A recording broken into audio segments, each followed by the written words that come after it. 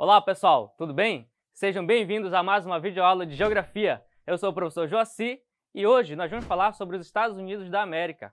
Como uma colônia europeia se tornou a maior potência econômica mundial. Vem comigo!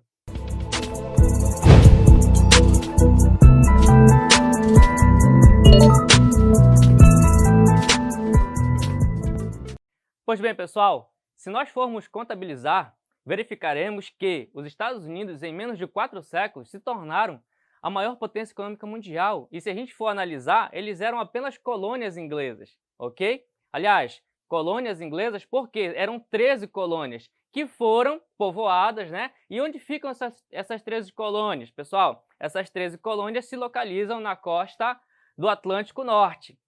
De início, olha que interessante, essas 13 colônias, elas não aguçaram o interesse da metrópole inglesa. Mas por que, professor, não aguçaram esse interesse? Pessoal, eles verificaram que essas 13 colônias se localizavam no clima temperado, e isso não era bom para eles. Por quê? Porque eles queriam produtos de clima tropical. Que produtos eram esses, professor? Café, cana-de-açúcar, cacau. Então, logo de início, não aguçaram esse interesse na metrópole inglesa. Além do mais, não existia metais preciosos, não existia reservas minerais de metais, no caso, preciosos, né, nos Estados Unidos, pessoal. Então, a metrópole inglesa, ela não veio de cara logo para fazer esse processo de colonização nos Estados Unidos. Então, o que foi feito, pessoal? Começou a se instalar, na verdade, propriedades de campesinato, agricultura familiar, artesanato, atividades que fossem ligadas a necessidades da colônia, atender necessidades da colônia. Então, a metrópole ela não tinha o lucro que era feito na colônia, porque eles não tinham aqui, sabe o quê? Uma colonização de exploração. Colonização de exploração essa que foi feita no Brasil. Aí a gente pode fazer uma comparação, tá certo? Nos Estados Unidos foi feita a colonização de povoamento, onde a produção ela era voltada para atender necessidades do local e não da metrópole, como era no Brasil. Então, o que aconteceu?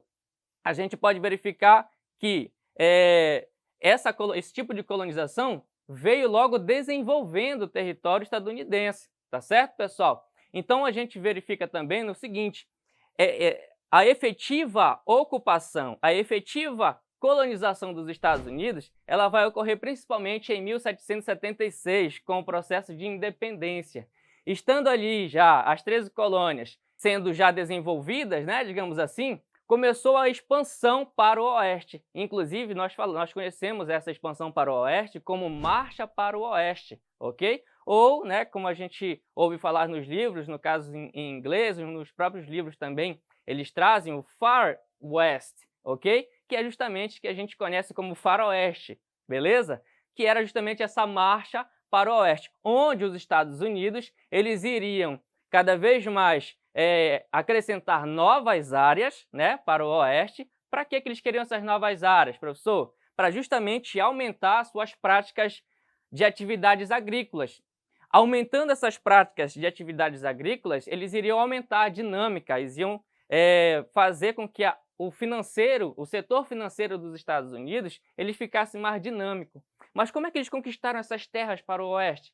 Eles conquistaram através de guerras, através de compras e através de cessões de terras. Tá? E essas atividades, elas geraram essa atividade agrícola, a atividade artesanal, a atividade ligada justamente ao setor agropecuário, eles fizeram com que a dinâmica financeira nos Estados Unidos ela fosse elevada. E aí o mercado interno ele foi impulsionado.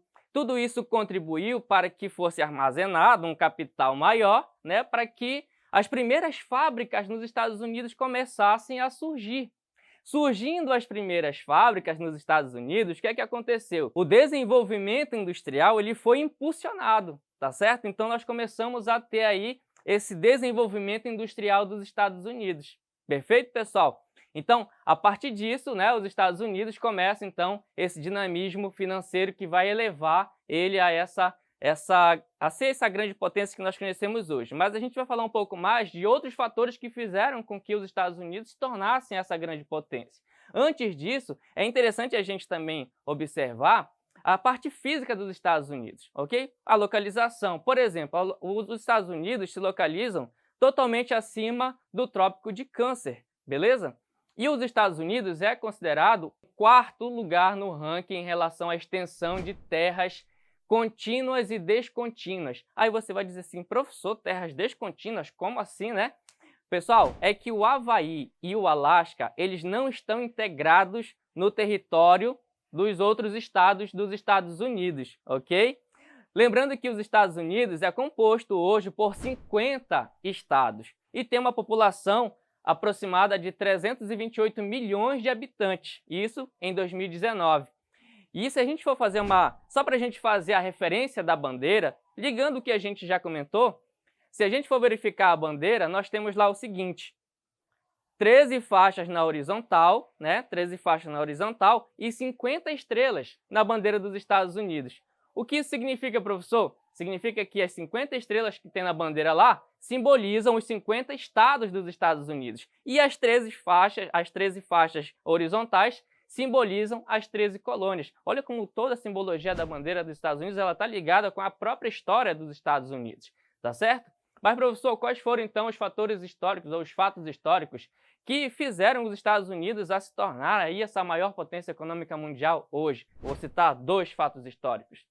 Primeira Guerra, Segunda Guerra Mundial. Após essas guerras, os Estados Unidos, né, que não é bobo nem nada, eles estavam fora ali, né, do cenário, do palco de guerras. Então, o território dos Estados Unidos ficou praticamente intacto, tá certo? Enquanto os países europeus estavam ali se destruindo. Lembrando que os países europeus estavam ali na linha de frente da economia mundial. Mas com a Primeira Guerra e a Segunda Guerra Mundial, o que aconteceu com os parques industriais desses países europeus? O que aconteceu com as áreas agrícolas desses países europeus? Eles foram, olha só, destruídos, né?